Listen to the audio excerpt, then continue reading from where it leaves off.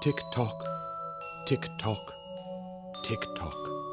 The tricky clock tick-tocking, each painfully long minute unlocking. The tumbly-jumbly can't close your eyes feeling. What will it be? When will it be? Oh, the anticipation, the watching, the wishing and waiting to let the wiggles and giggles and goosebumps go. To find, to see, to finally know. What will it be? When will it be? Oh, the expectation, the what-ifs, the oh-my's fairly shaking, longing for this night's joy all year, that moment of hope so very near. Oh, but would they, could they, imagine a gift so great, a gift that compelled the whole world to wait? When a heavenly Father gave all mankind his Son, the one love defined. The magic of Christmas is more brilliant, you see, than a bag or a box tucked under a tree. The true love of Christmas really began when holy God became holy man. Joseph, it's time. He's here.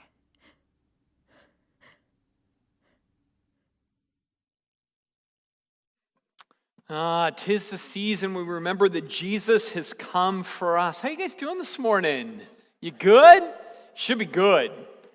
You should be good because we are celebrating good stuff. Now, I'm curious. Obviously, we celebrate the birth of Christ, but there's a lot of other things that we celebrate this time of year. We come together as a family. We buy gifts for one another. How many have finished buying all of their gifts for all of their family? Almost nobody.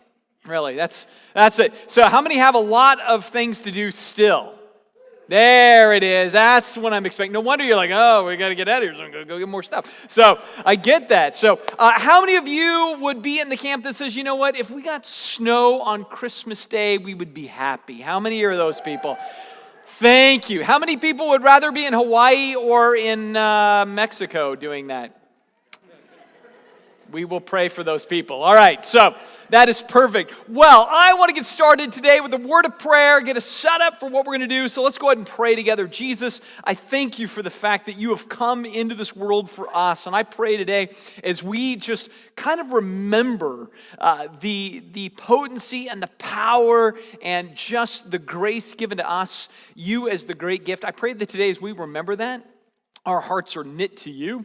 I pray that as we remember that, we are drawn more into you, and that as we leave today, we just have impressed upon us the great gift that you are. And so we love you and we thank you, and I just pray that you will just, open us up a little bit more to seeing this glimpse of your greatness as we celebrate this season. So we love you and thank you so much in your good name. Amen. So today, like I said, is one of those holidays where it's always kind of challenging as a pastor because you know that everybody's heard the Christmas story, right? Like every year, you're going to hear it a number of times. So I was trying to think about how can we go about this a little different, and so kind of came up with an idea. And right now, I actually need to use my son. So Gray, if you want to come up here, of course he's in the very back row, so it's going to take like 2 weeks for him to get here.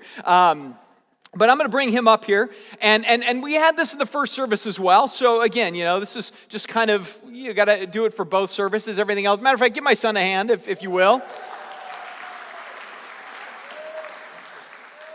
All right, so I'm going to give you a microphone. You can stand over here, too. That'll work out pretty good. So anyway, I figured what's really important for us to do this time of year is to just reflect on the Christmas story. And I figured you could help me out with that. I know you didn't even know this was coming. By the way, he showed up for second service, and I said, dude, I need you. He said, for what? I said, you'll see. Because, yeah, that's always an exciting thing. Now, it was Tyler Ramirez in the first service that I popped this question with. You missed your son, you know what I mean? But now it's kind of a competition, right? So we got our boys competing here, which is awesome. And so we thought that would be good. But all I want to do really, this is a little bit like Who Wants to Be a Millionaire, except I don't have $1 million. I don't even have $100. I got like $1.75. Because you take all of my money is why.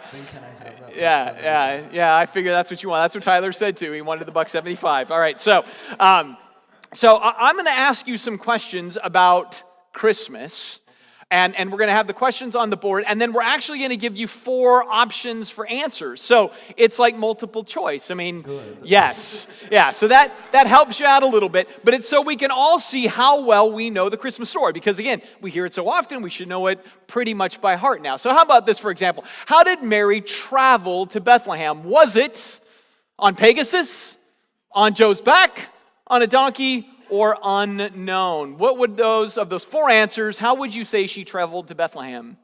Wow. My Advent book tells me donkey, but the Bible doesn't tell me at all. Oh. So I go with unknown. Unknown, and the answer is unknown.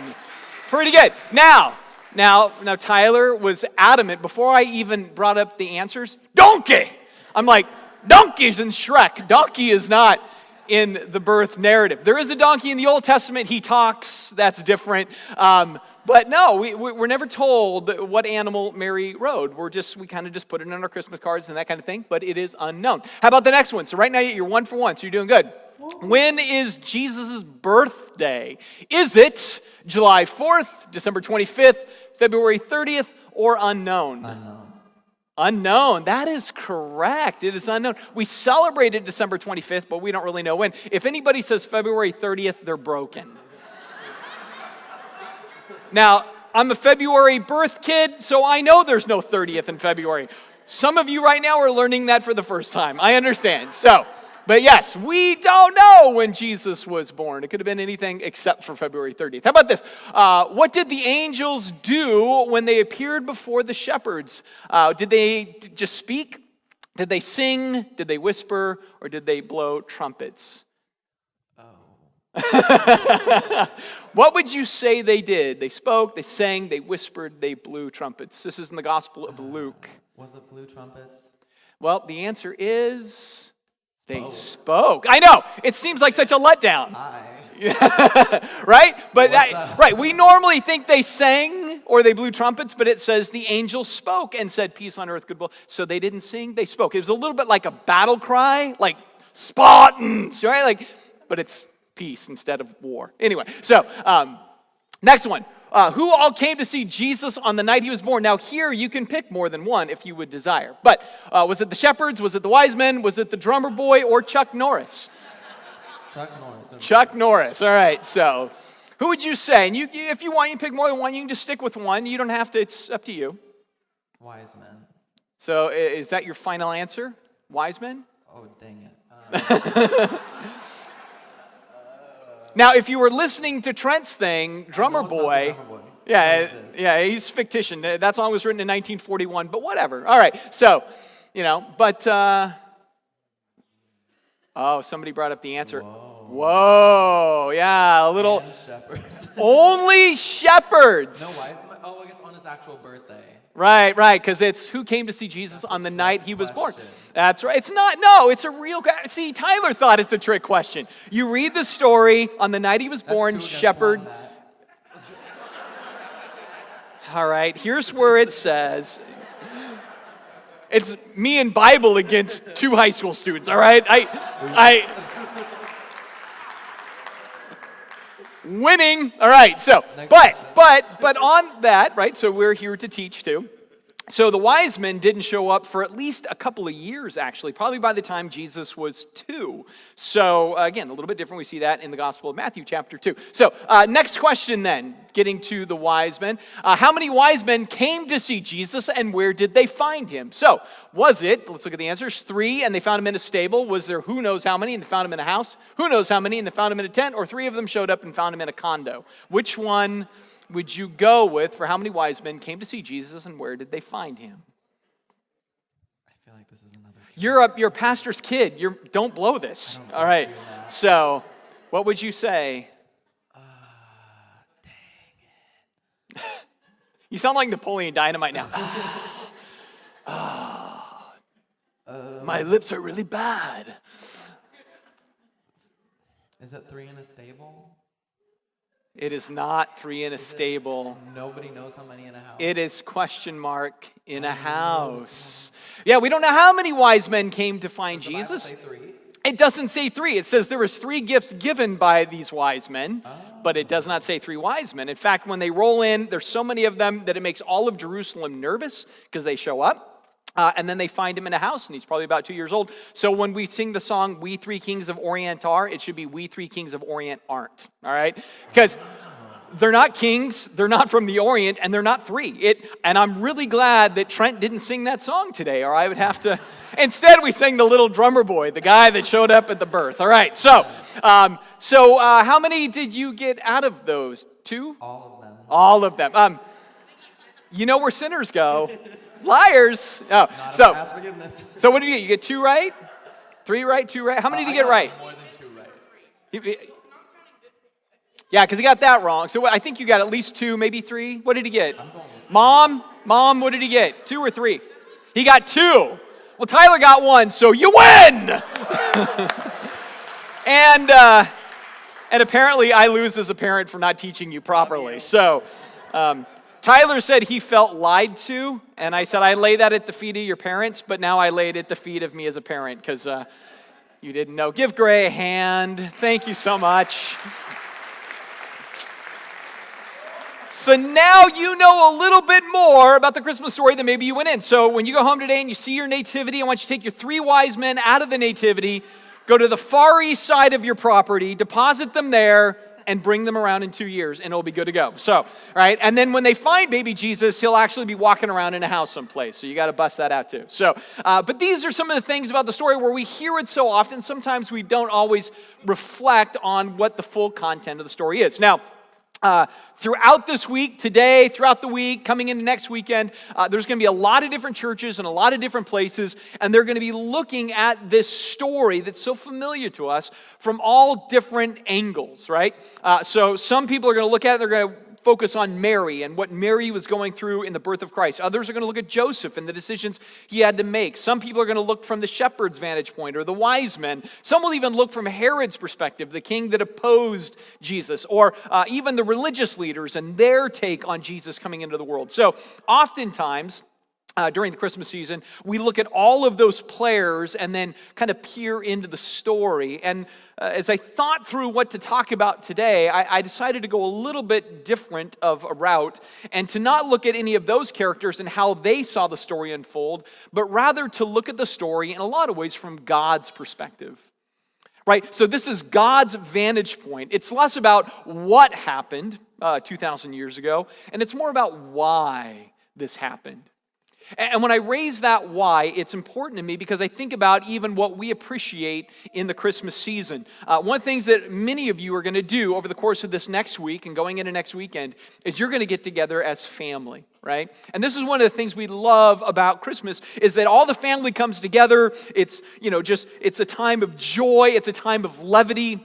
Hopefully it's a time where you push out the normal craziness of life and you just enjoy being together, right? So grandparents and grandkids and everybody's there, siblings back from college. I mean, you name it, everybody's there as family. And we think family when we think Christmas.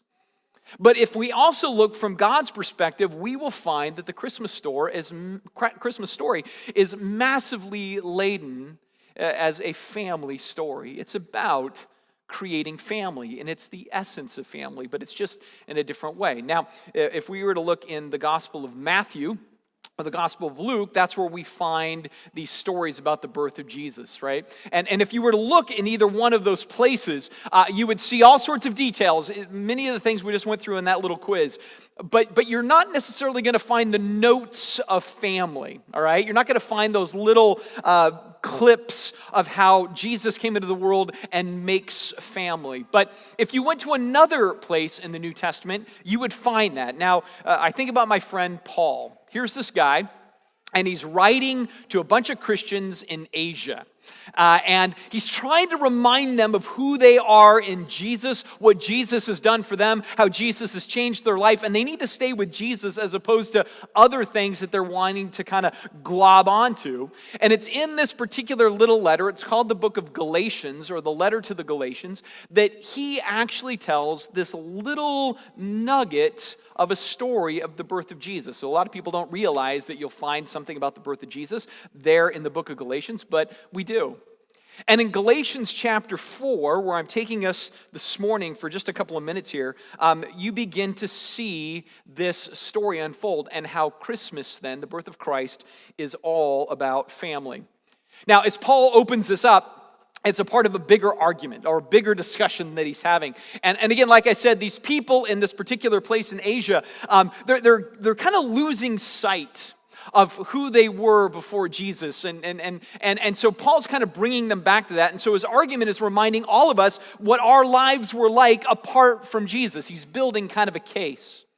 And the way he describes it then in verse 3 is that it says, we were children, back before Jesus, we were children who were enslaved to the elementary principles of this world. What he's saying in essence was, before Jesus came into our lives, we were a bit like the Lost Boys in Peter Pan, right? So the Lost Boys were orphaned, and they made up their own rules, and they kind of did things their way, and they made their own decisions, and they just lived life however they wanted to live life, and they thought they were free, but as time goes on, you discover they're really not. They're just sort of enslaved to their own kind of willy-nilly way of doing life. It's very risky and sometimes very discouraging. And again, when you're trying to forge family outside of family, it doesn't have a fullness of life like you would want. And so in the same way, Paul's saying, before Jesus, we were like the Lost Boys, right? So we made up our own rules. We went as we wanted. If something wasn't going well, we changed the rules to make it fit. Sometimes we broke the rules that we made for ourselves. Sometimes we broke rules outside of ourselves from some higher authority. All of that just means we were enslaved to our various passions and desires, and we just kind of did whatever we wanted to do. That was our problem. That was our plight. But then we see something unique in the story, right? For thousands of years, the human race was just really awesome at breaking rules and doing our own thing. But then when you walk into verse 4, we see the initial word, but. So we were children who were lost. We were the Lost Boys. But something happened.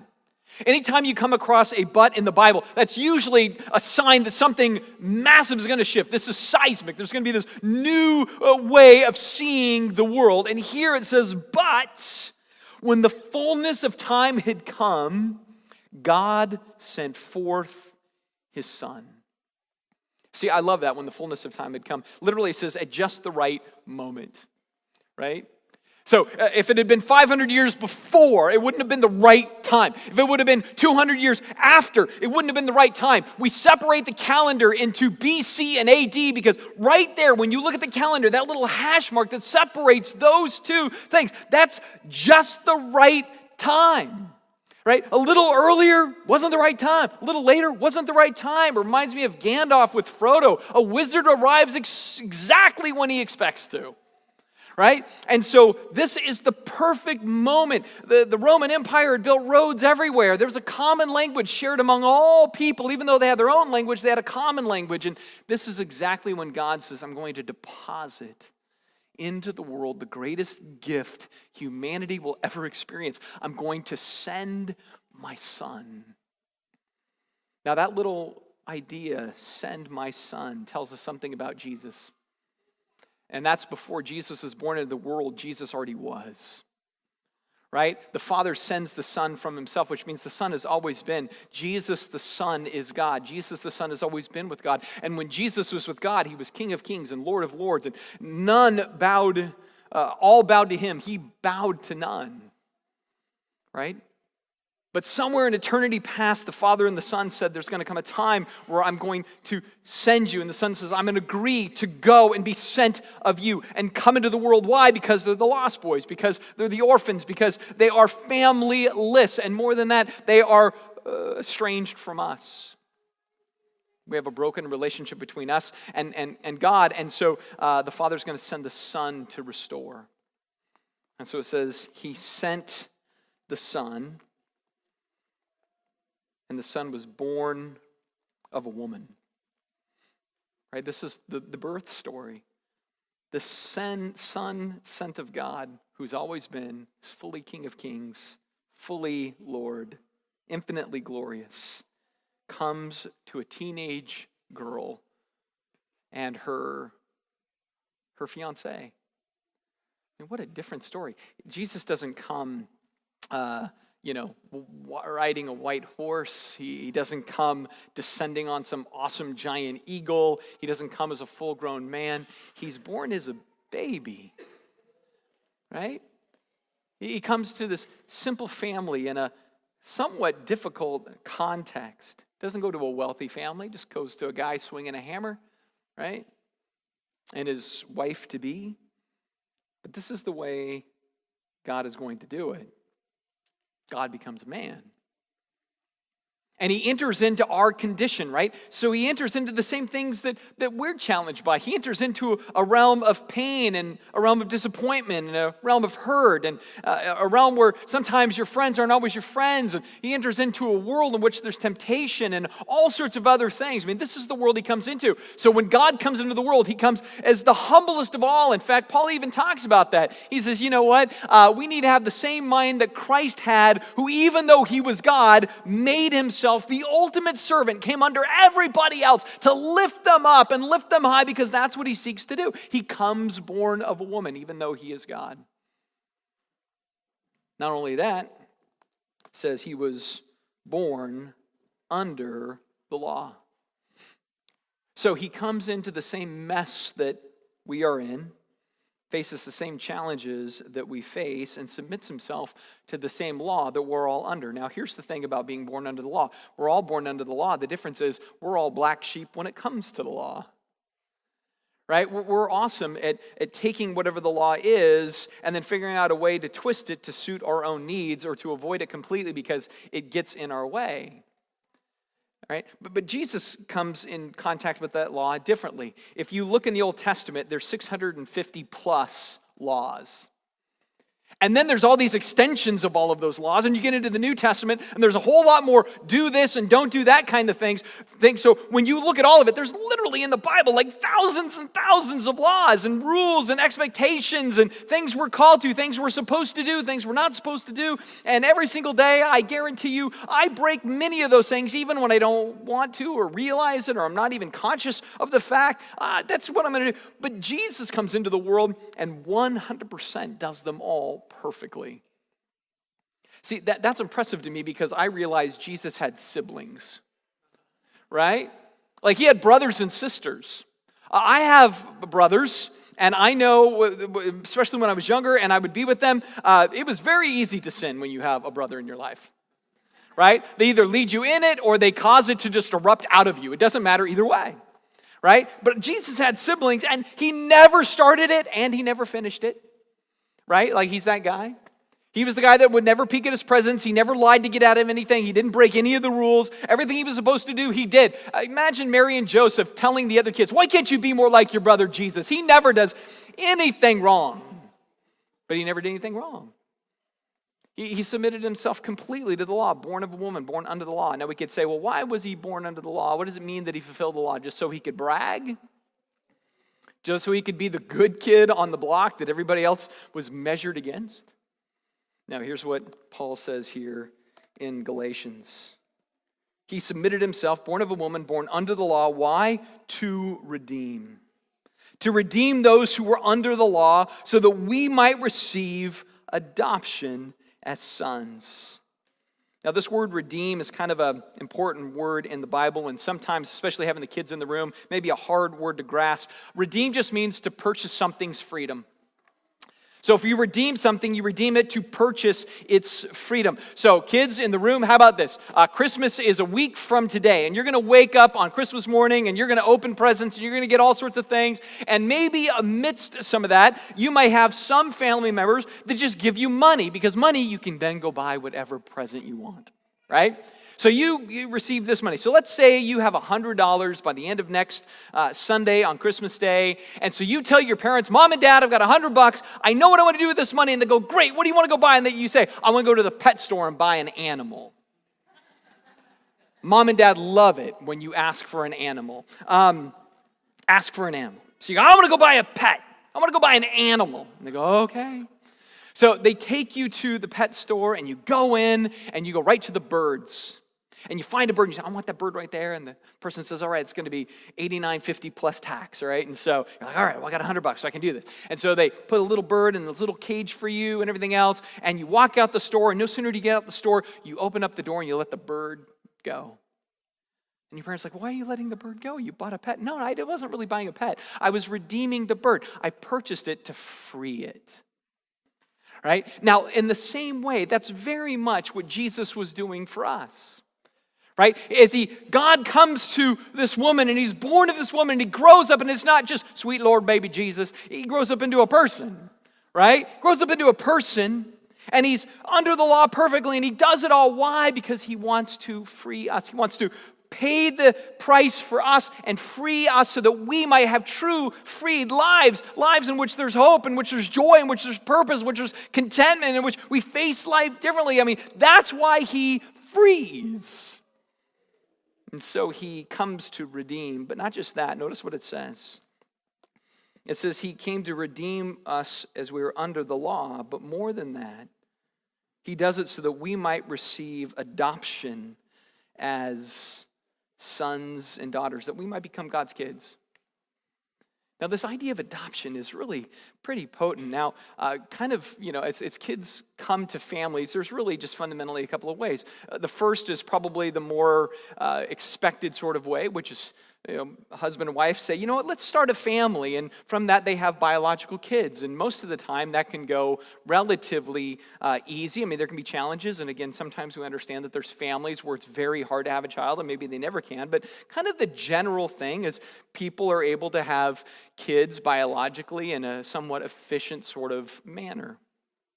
But then there's these other occurrences that we call adoption. And adoption is so different because if you've ever been a part of it, you know that there's a different set of challenges and emotions behind that. In my immediate family, there are 3 different adoptions. And so when you start to understand what happens in an adoption, man, it's unique because there's a lot of different emotions. Sometimes it's fear, sometimes it's frustration, sometimes it's fatigue. You have to hire an attorney. There's a lot of waiting that goes on. You're not sure if it's going to happen, and then maybe sometimes you think it's going to happen, and then it doesn't happen, and somebody says yes, but then they say no. So it's just a lot of different things that go on in that. I even think about one of our families here at Redemption, the Freiheits, who just this morning I met their son that they adopted from Africa, and just this beautiful little boy, and just filled with life and everything else. And if you know the story, 3 years ago they felt led to do this, and about 1 year and 9 months ago they started the process with him. And it took 1 year and 9 months, again, of dealing with foreign governments and dealing with how you bring a child out of the country, and then lawyers and having to get families together with a lawyer to figure out other things. And then there's a lot of financial cost involved, all in this adoption process.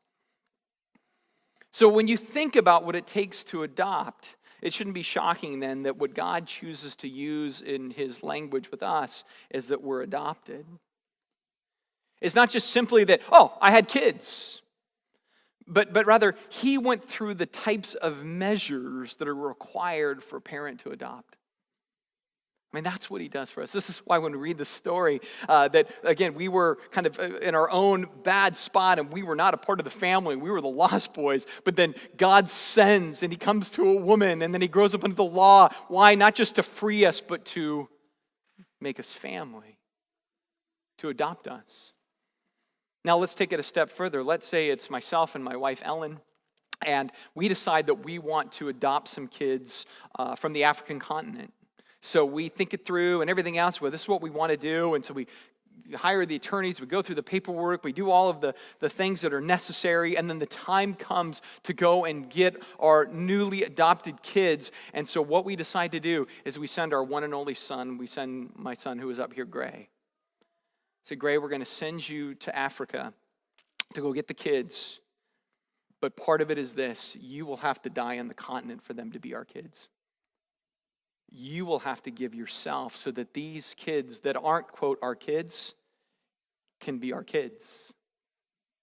See, that's what the Father does with the Son. He says, they're not my kids, but I'm going to send my Son to make them my kids. My Son will give himself. He will serve. He will sacrifice. He will give so that others can be my kids. That's what Paul is saying about Jesus. He makes us family.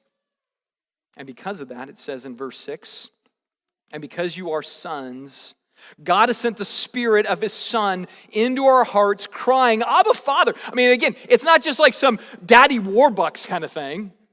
It's not a cold relationship. Well, if anything, Jesus says, man, once you're God's kids, you go to Him like He's your Father, just like He's my Father. Your heart cries out, I have a connection to this God. He's not just up there. He's right here. He's with me. I'm with Him. He makes us family. And so we cry, Abba, Father, because Jesus came in to the world. And we're not just sons, but it says here, we are an heir through God. We are bought. We are free. We have this sense of being heirs in which everything that is God's is ours. His heaven becomes our heaven. His stuff becomes our stuff. Right? This is how we're brought in. We're truly His kids. And so as we gather together this week and as we roll into next Sunday and as we come together as a family, I want you to remember that morning when you wake up and you're thinking about the birth of Christ and you're recalling the fact that He really is the reason for the season, that you're also remembering that when He came, as you gather as a family, He came not only to make us family, but He came to bring us into His family. Let's pray together. Jesus, I thank You for the fact that You make us family. I thank You that we remember You coming into the world, this little baby, to a man and a woman, and from that, that family is forged so that we might then be added to Your family. Thank You for that gift. I pray that we never lose sight of that gift. I pray that we are always inspired by that gift. I pray that it gives us purpose. Some of us don't have great families. I pray that we remember that we are a part of a great family in You. I pray that we will love You all the more, be loyal to You all the more, live like You all the more, because we are family. We thank You in Your name. Amen.